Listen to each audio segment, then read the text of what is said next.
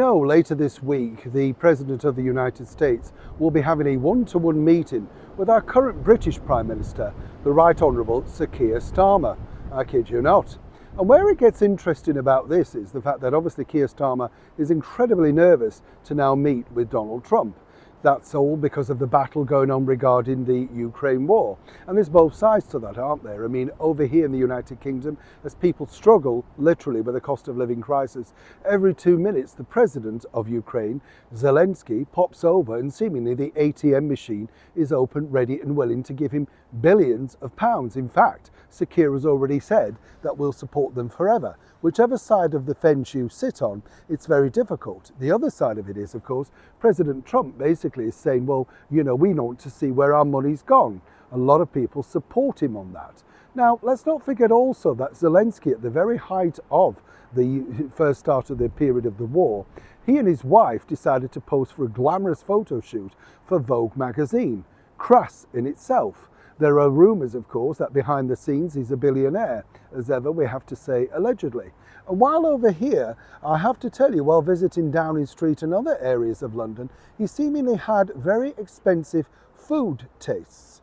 These are the things that you're not allowed to say on the mainstream media, you know what I'm saying?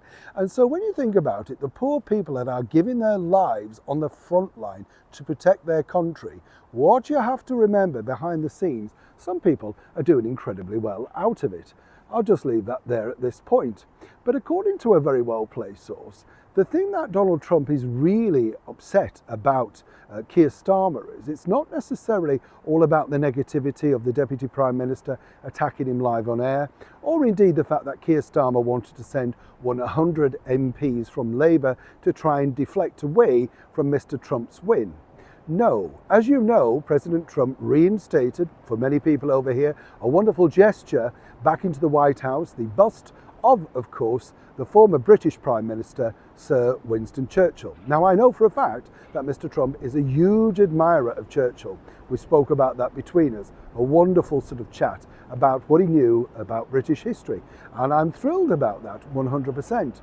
Here's where it gets really interesting though, because apparently a massive turn-off point for Keir Starmer in the relationship with Donald Trump was when this happened. Do you remember when, of course, Keir Starmer took office at 10 Downing Street? And rather than getting on with the job in hand, of course, of dealing with smash the gangs, smash the boats and all that, and cancelling Rwanda and, kicking out the winter fuel allowance, those were the things that he bothered with. The other side of it, of course, were that he wanted to remove the portrait of the longest-serving first British female Prime Minister, Margaret Thatcher, the Right Honourable, I should point out as well.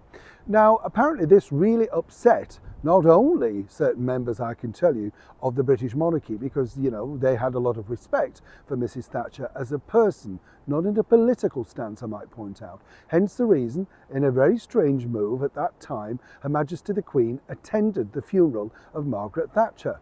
But apparently Donald Trump found this incredibly offensive, as he pointed out there are many portraits and pictures up and down the White House of previous presidents that might not be akin to what I believe in now or indeed previously, but they are part of the history. They should remain there regardless. And so consequently, he finds the whole stance of Keir Starmer very off-putting.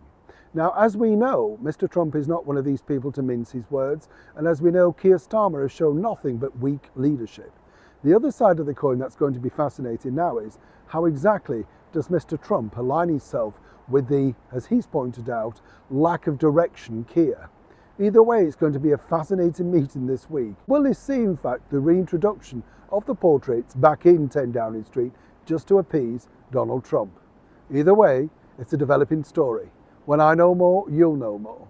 Neil Sean, Kensington, London.